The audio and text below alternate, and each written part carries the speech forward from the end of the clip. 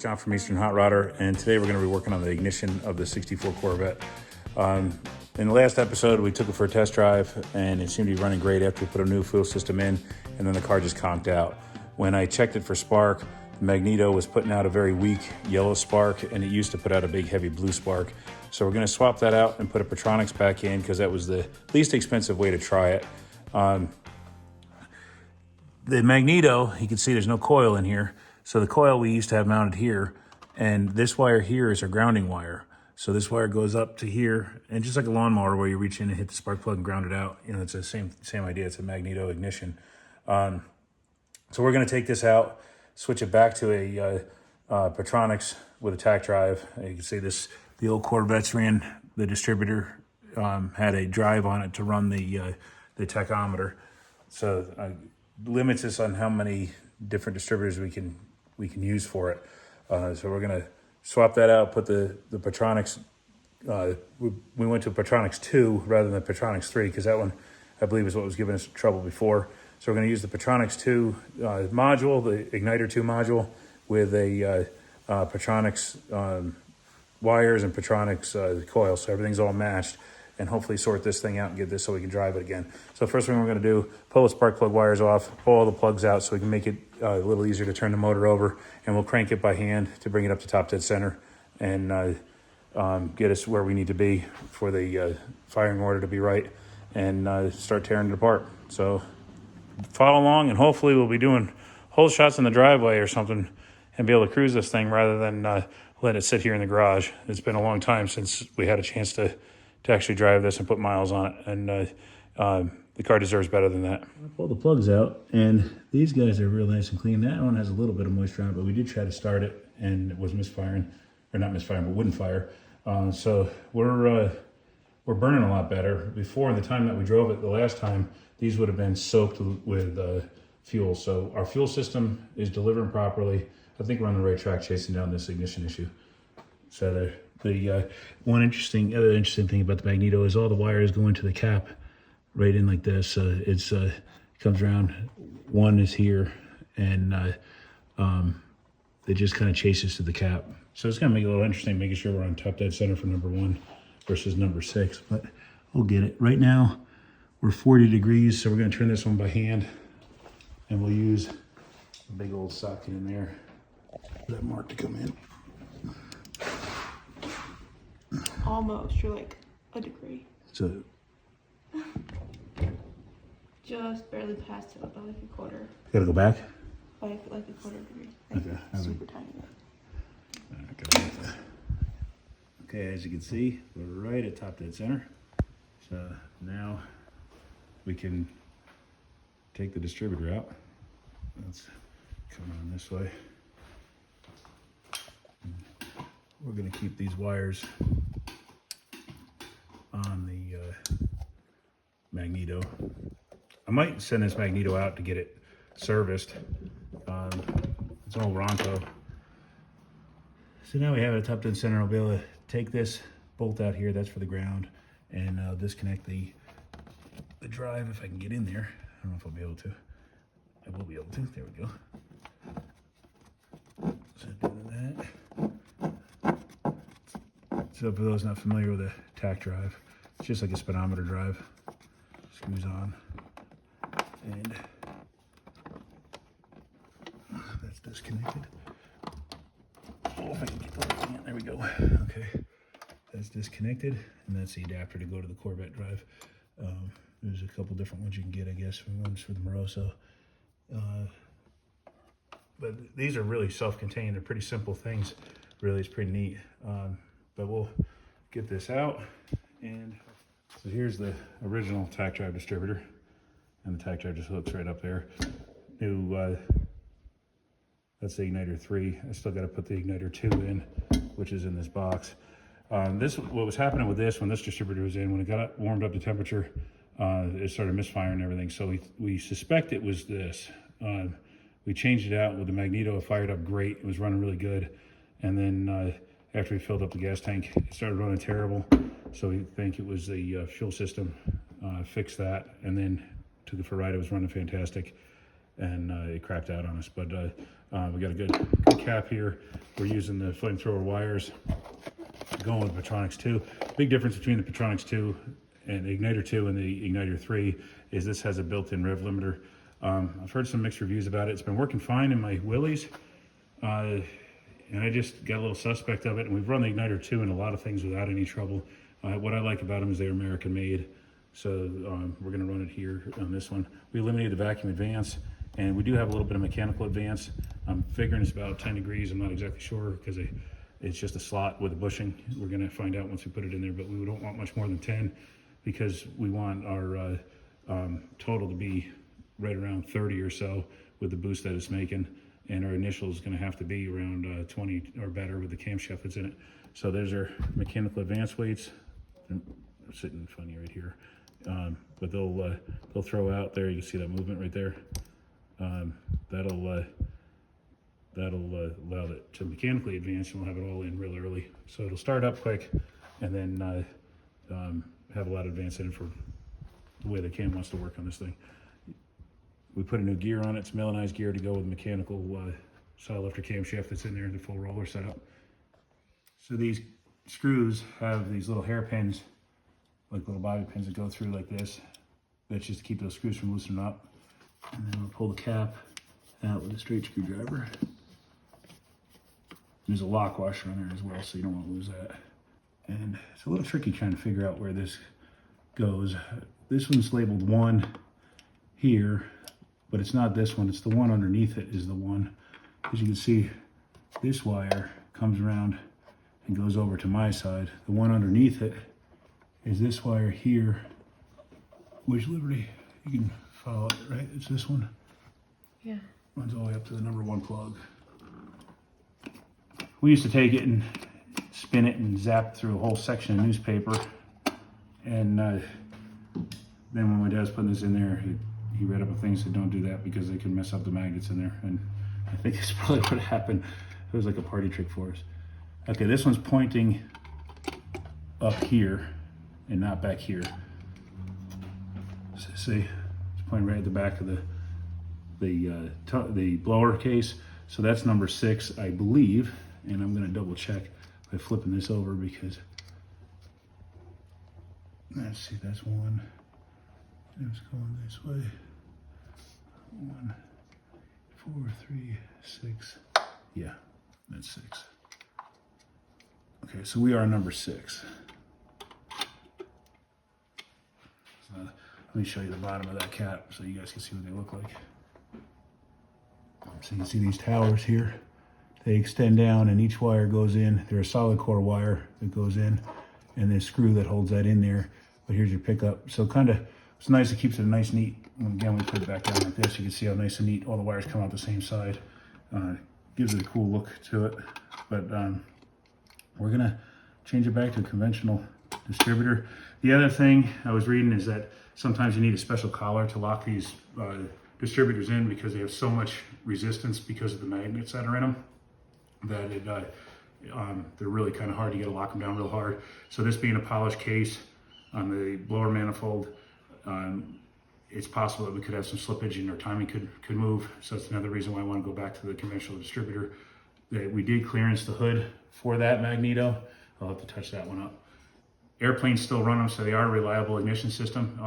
You shut the key off, the car still runs. You have to have a switch just to ground the magneto out to shut it off.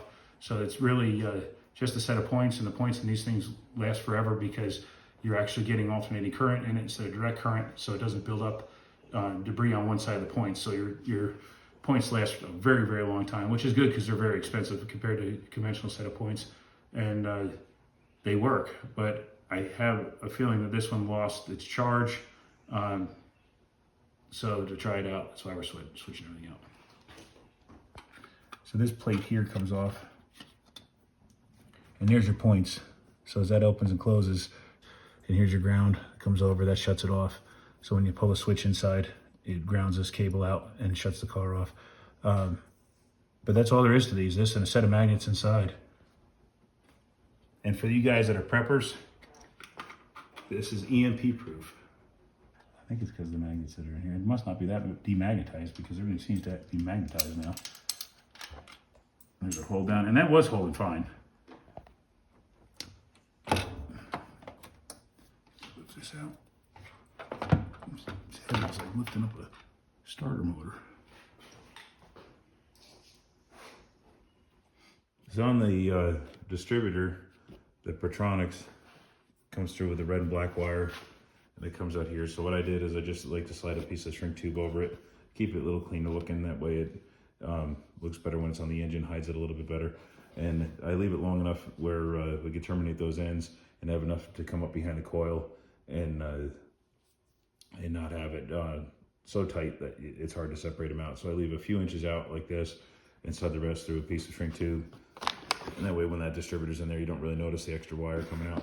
Keep it a little cleaner look. And the other thing we're gonna do is, this had a vacuum advance, and we took out the vacuum advance a long time ago. You can see when the cap's on, the distributor leaves this big opening here. So we're gonna take the 2-part epoxy, this stuff here, and we're just gonna fill that in. That way it keeps it a little drier inside the cap in case we get caught in the rain or something. It's not getting any kind of water inside the cap. That should be enough. We'll just fill that hole there, maybe a little bit up in here. I don't know. We'll see what we decide. It's not bad to have a little bit of a vent there because it'll let some moisture evaporate out. But let's see if I can get this thing to... Trying to do this one-handed is nearly impossible. There we go. You can see how there's a little bit of a gap. It's not huge. So we'll probably fill that whole thing in. And then I will clearance the cap here to clear on the pop-off valve for the blower. It was real tight. It was touching on this part of the blower manifold, and then also catching these springs a little bit. So that little clearance gave us the room to be able to twist it around. And normally you'd just be able to clock it somewhere else to get it out of the way.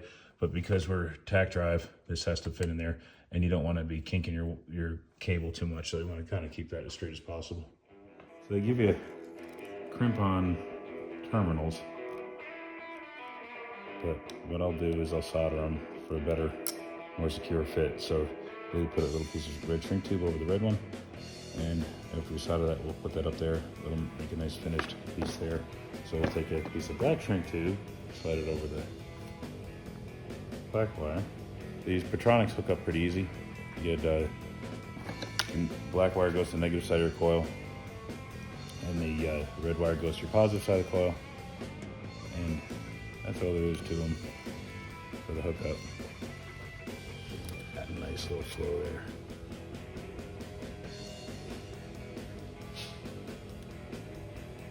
Muncie dog, how's it going, buddy? There we go. It'll be a good positive corrosion-free joint. So now the distributor's ready to drop in. Engine up on number 1 right now.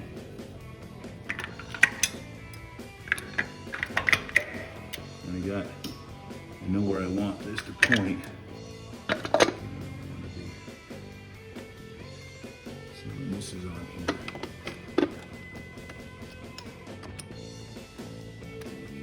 I don't want this to be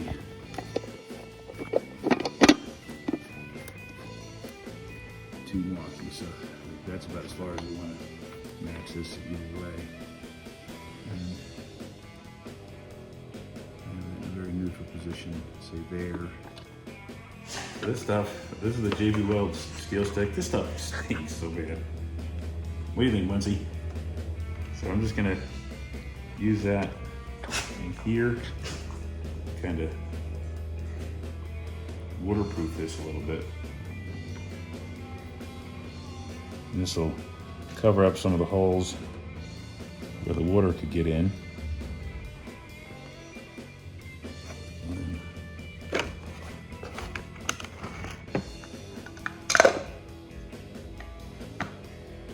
Who's that?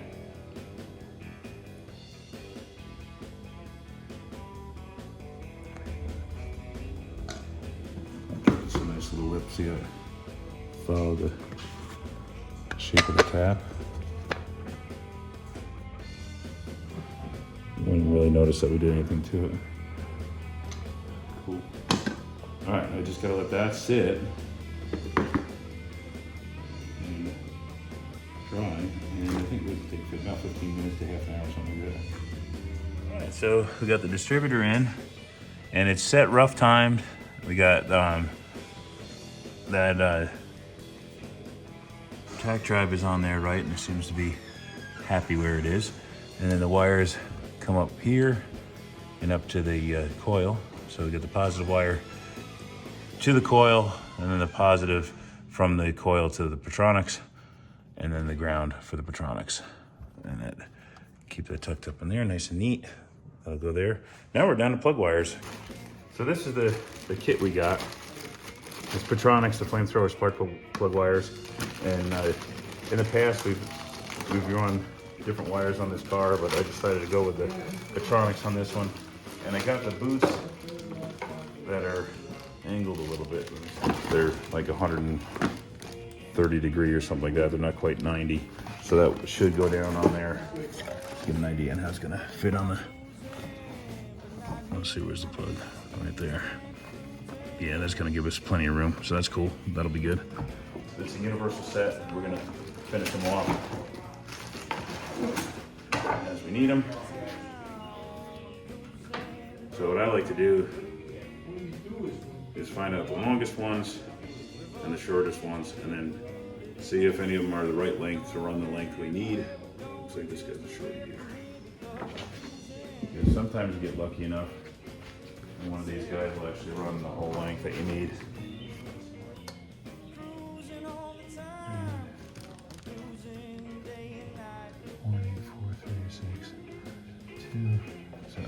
Actually, that one will go right over there. We won't even have to change the length of that one. So that'll work out pretty good. And we got the mixed bag here. So you got the different types of terminals. And this uses the HEI type terminals, so we won't be using these big guys here. That's for this type of boot. We're going to be using the HEI type, which use these boots and these terminal ends. So we'll get a little spray can of silicone, and once we terminate these, we'll just pop them in there, and we'll get this all done. So we got the spark plug wire cutters, and this has got a little hole in it there, so when you snip your wire, it gets right in there, pops that right off. And then fold this over, put this onto there, seat that sucker. And then this goes in here. Let's see. Give it a squeeze like that. That crimps it over nice and clamps that wire in there. So that's all you got to do for that end of it. Now we get to put the boot on. What I found one of the best ways to do it. Use a little bit of silicone spray. Spray it in the boot, and then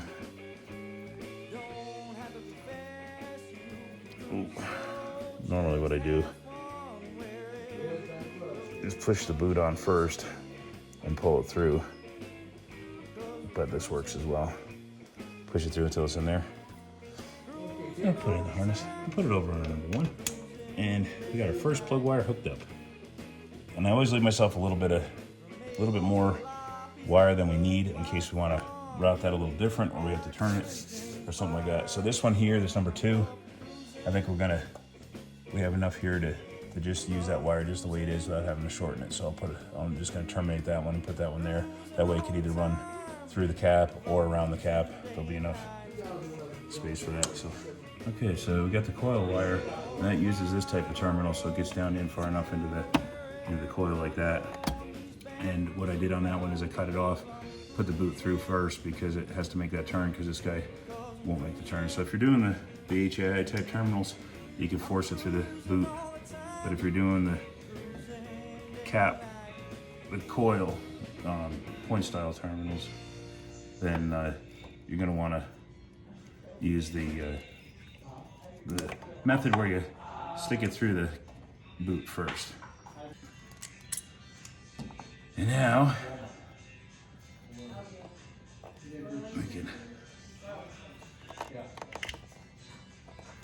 there we go.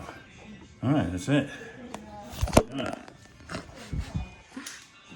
All right, right, so we got the wires on, we got everything all set, time light's hooked up, and we're gonna see if it starts and if there's any other snafus we're gonna run into.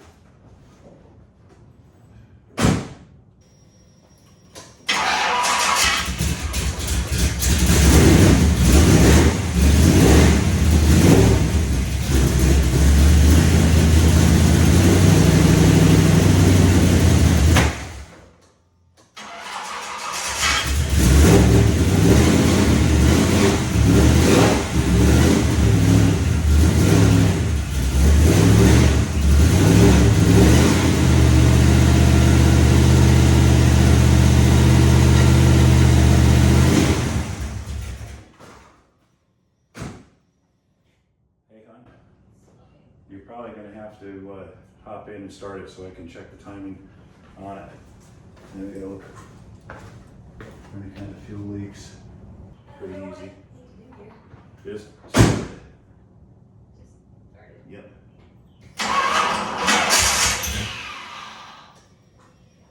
Nope, go ahead.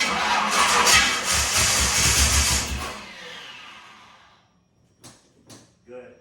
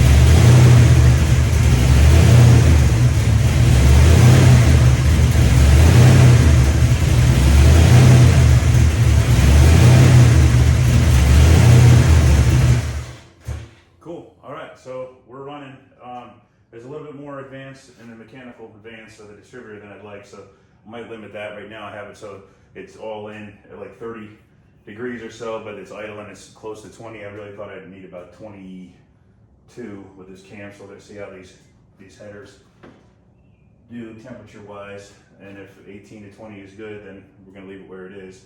But right now it's good enough where we could probably take it for a ride, checking for any kind of leakages, and we're good right now, which I don't know why, because that bolt right there is stripped out. I do have to fix that. Starts good. Don't have any temperature in it really yet. It's like 120 degrees.